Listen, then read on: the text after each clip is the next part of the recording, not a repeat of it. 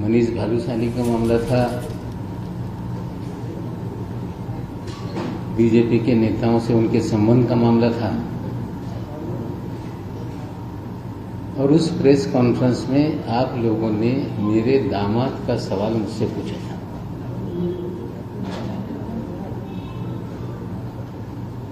उस समय जब समीर खान की गिरफ्तारी हुई, सारे मीडिया के लोगों को मैंने जवाब दिया था कि कानून से कोई बड़ा नहीं, कानून अपना काम करेगा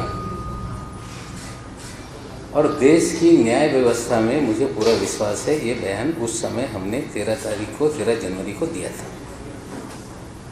पिछले प्रेस कॉन्फ्रेंस में भी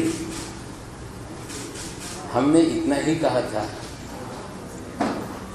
लेकिन भारतीय जनता पार्टी के सारे नेता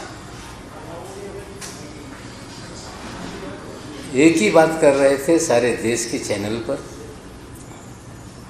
कि नवाब मलिक का दामाद ये ड्रग डीलर है, उसकी गिरफ्तारी हुई, खुन्नस में ये इस तरह का एनसीबी को बदनाम करने का काम कर रहे हैं। अफसोस की तो बात यह है कि एक माजी मुख्यमंत्री भी अलग से वीडियो बनाकर उन्होंने मुझ पे हमला करने का काम किया, राजनीतिक।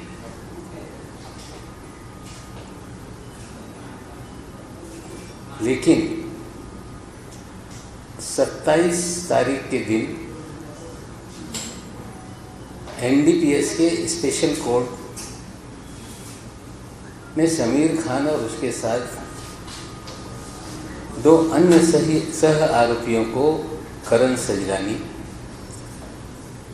और राहिला फर्नीचर वाले को 8.5 महीने जेल में रहने के बाद जमानत देने का काम किया। उसके बाद हमारी प्रेस कॉन्फ्रेंस हुई, लेकिन जो एक रिटन ऑर्डर होता है वो जज साहब के माध्यम से हम लोगों को प्राप्त नहीं हुआ। कल सवेरे 11 बजे जो कोर्ट का पोर्टल है ऑनलाइन, उस पोर्टल पे जस्टिस जोगलेकर जी का ऑर्डर लोड हुआ और जोगले सर करके जज साहब के ऑर्डर लोड होने के बाद हम लोगों ने उसे ऑनलाइन लोड करने के बाद चीज़ें पढ़ी। उसको मैं समझता हूँ कि आप जिस तरह से हमारे मीडिया में मेरा नाम लेकर पूरी खबरें 8.5 महीने चली, मेरे दामाद को 8.5 महीने जेल में रहना पड़ा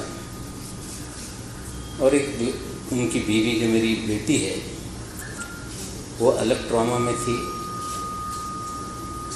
उसके 2 छोटे छोटे लड़के जो अलग तरह से उनके दिमाग पे असर हुआ, वो समाज में किसी से मिलने के लिए तैयार नहीं, सिर्फ या मेरे घर पे या मेरी दूसरी बेटी है उसके घर पे या घर के 4, 6, 10 लोगों के अलावा वो किसी से मिलते नहीं। इस तरह का हालात घर में है। लेकिन कल जो आदेश आया उससे पहले के घटनाक्रम मैं आपके सामने रखना चाहता हूँ।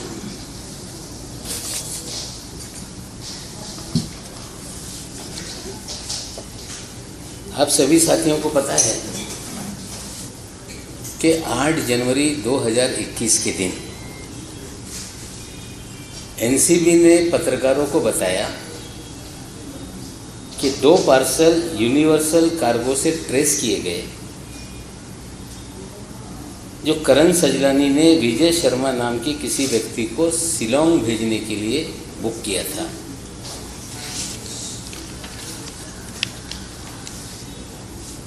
नौ जनवरी के दिन करण सजलानी जो बांद्रा में रहते हैं उनके घर पे रेड की गई और एनसीबी ने पत्रकारों को बाकायदा प्रेस रिलीज निकालकर 200 किलो गांजा बरामद किया गया है। इस तरह से खबर आप लोगों को 9 तारीख को दी गई। उसी 9 तारीख के दिन एनसीबी के अफसर के नंबर से सभी पत्रकारों को एक प्रेस रिलीज और 4 तस्वीरें दी गई। वो मैं आपको स्क्रीन पे दिखाता हूँ।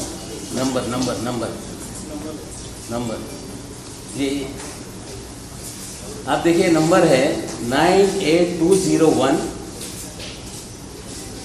11409। इसी नंबर से तस्वीरें दी गई 4 और ये प्रेस नोट निकाला गया है कि इस तरह से एक ब्रिटिश नागरिक को हमने गिरफ्तार करने का काम किया है और उसको बड़े पैमाने पे कवरेज देश के चैनलों पे और अखबारों पे आप लोगों ने प्रसारित करने का काम किया। नंबर बहुत इंपॉर्टेंट है, आपको देखना पड़ेगा कि ये नंबर से ही सारे लोगों को मैसेजेस दिए गए। फिर से नंबर देख लीजिए आप, 98201 11409। लाइट चालू करो। जो तस्वीरें थी वो रिपब्लिक टीवी पे चली। वो तस्वीरें अलग अलग मीडिया में ऑनलाइन छपी।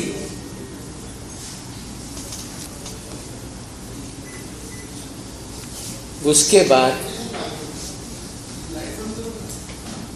9 जनवरी के दिन 9 जनवरी के दिन लाइट चला। 9 जनवरी के दिन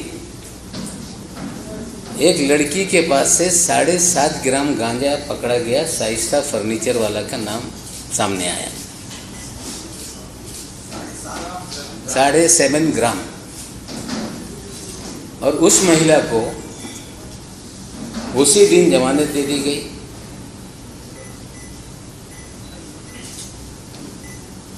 उसी के साथ साथ रेड की गई प्रिंस पान न्यू दिल्ली। उसी के दिन रेड की गई हाउस ऑफ पान गुड़गांव। उसी दिन रेड की गई रॉयस पान नोएडा। उसी दिन रेड की गई सांझा पान गुड़गांव। उसी दिन रेड की गई पंचायत दिल्ली, नितिन बेंगलोर, जीतू हर्बल टबैको, मुच्छड़ पान वाला और समीर खान के यहाँ जो मेरा दामाद है। उसी दिन उसको, अभी उसकी बात नहीं करता हूँ। उसके बाद रामपुर में एक रेड हुई और जिसकी भी जानकारी एनसीबी ने दी और वो सारी खबरें आप लोगों ने चलाई। एक उसकी जानकारी के लिए एक मैं न्यूज़ 18 लोकमत का जरा वीडियो चलाओ। न्यूज़ 18 लोकमत चलाओ पूरा।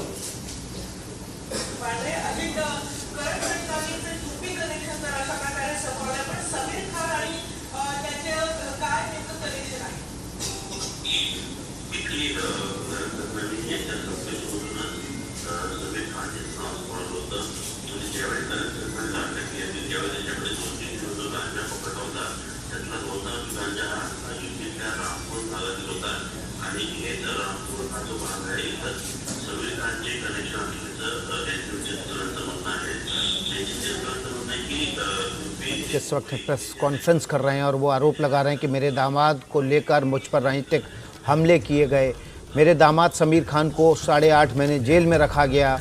उससे उनका पूरा पारिवारिक जीवन नष्ट हो गया। मेरे दामाद को अब जमानत मिल चुकी है और अब इसलिए मैं इस मामले का सामने खुलासा कर रहा हूँ। मेरे दामाद को बीजेपी ने ड्रग्स डीलर बताया।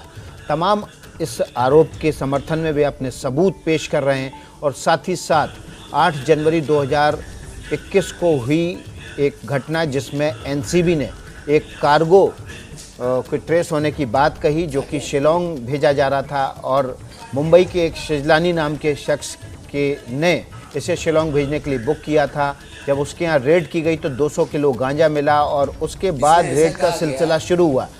उसके अगले दिन 9 जनवरी 2021 को एनसीबी ने देश के अलग अलग हिस्सों में रेड की जिसमें नोएडा, गुड़गांव और यूपी के रामपुर सहित तमाम जगह की गई।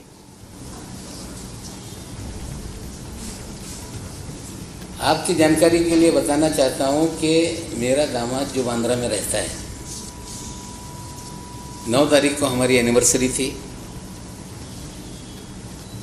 सारे परिवार को हम लोग साथ में खाना खाने जाते हैं, हमने खाना खाया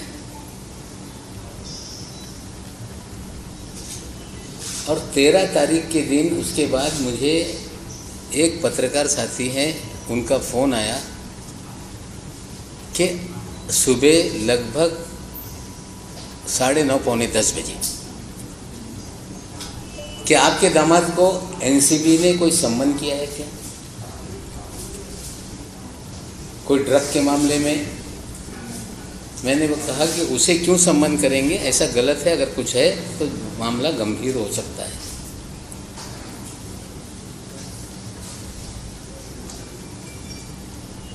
बारह तारीख के रात में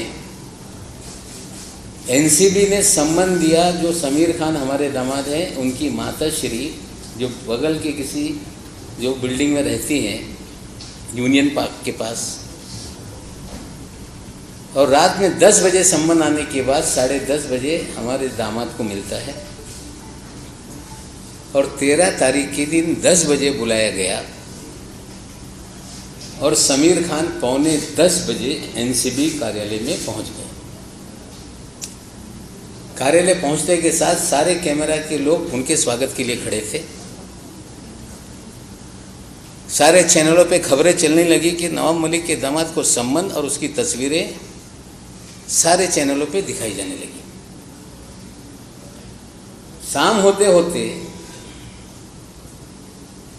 फिर खबर आई, फिर उसी नंबर से लोगों को मैसेज दिया गया कि 27A में समीर खान ये ड्रग पैडलर है, बड़ा रैकेट चलाता है, इंपोर्ट करता है और उसे 27A में गिरफ्तार कर लिया गया।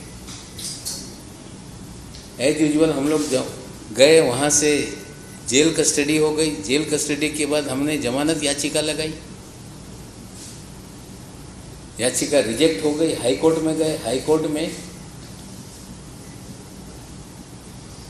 6 महीना जिस दिन पूरा होने वाला था उस दिन सुनवाई लगी और एनसीबी ने कहा कि हम 7 तारीख को चार्जशीट फाइल कर रहे हैं। 3 महीना पहले वाला 7 तारीख, जिस दिन 6 महीना गिरफ्तारी के बाद 9 तारीख के बाद जो 6 महीना पूरा हो रहा था, 7 तारीख के दिन उस दिन चार्जशीट फाइल करेंगे। हाई कोर्ट ने कहा कि आप अब लोअर कोर्ट में जाइए। फिर लोअर कोर्ट में हमने बेल एप्लीकेशन लगाई। 3.5 महीने एनसीबी ने टाला टाल करने का काम किया। तारीख लगती तो सर पांडे नाम के एक वहाँ पे पीपी हैं, वो कहते हैं कि आज मुझे टाइम नहीं है। जज साहब ने कहा कि कल सुन लेते हैं, बोले कल मैं आऊँगा नहीं। कहने का अर्थ ये है कि उस सुनवाई को 3.5 महीने तक चलाना पड़ा और एनसीबी ने भरपूर कोशिश की कि जितना टाइम बाय हो सकता है इसमें किया जाए, लेकिन अल्टीमेटली जमानत हो गई और 12 तारीख के दिन जज साहब ने दस्तखत किया और दस्तखत करने के बाद कल लोड 13 तारीख के दिन हुआ और चीज़ें आई। वो चार्जशीट जो है, वो जो ऑर्डर है, मैं आप लोगों को अभी उस पर शेयर करता हूँ। उसके अंदर 2 पैराग्राफ बहुत इंपॉर्टेंट है।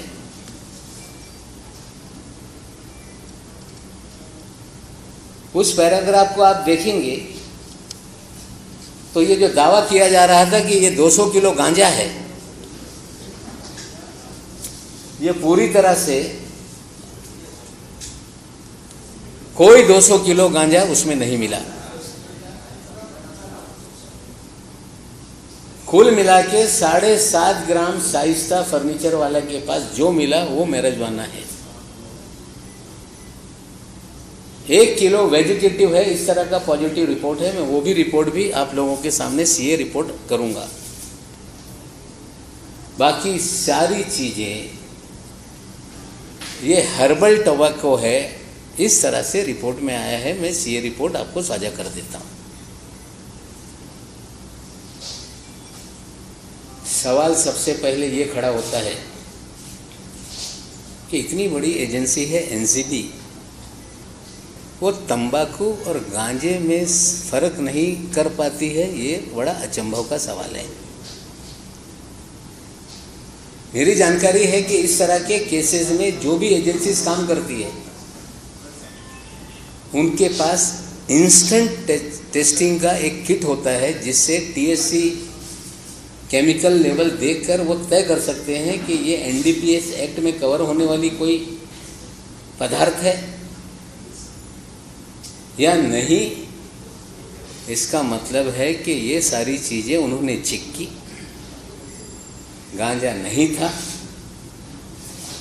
और लोगों को फ्रेम करने का काम किया गया। ये मैं नहीं कहता हूँ, ये पूरी तरह से ये जो कोर्ट की रिपोर्ट है ये कहती है।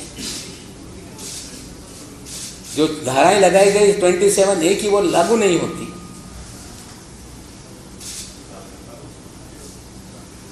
जो भी मुकदमा बनता है वो शाइस्ता फर्नीचर वाला का है, जिसे आपने सेम डे जमानत देने का काम किया।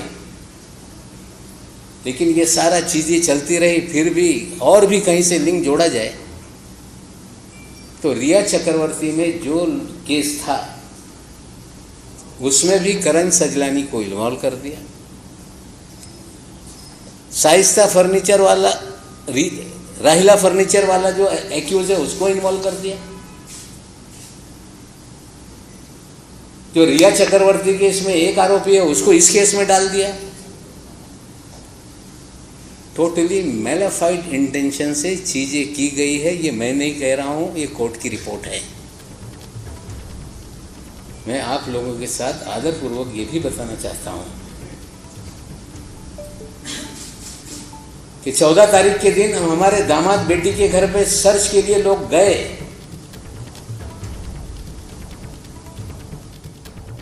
नवाब मलिक एनसीपी के नेता आरोप लगा रहे हैं कि समीर खान उनके दामाद को एनसीबी ने फंसाया। जिस तरह से 200 किलो गांजा बरामद होने और उसके बाद रेड का सिलसिला चला, उनकी जमानत जब हुई तो उसमें कोर्ट की तरफ से टिप्पणी की गई। उसमें साफ साफ कहा गया है कि ये सारे आरोप गलत हैं।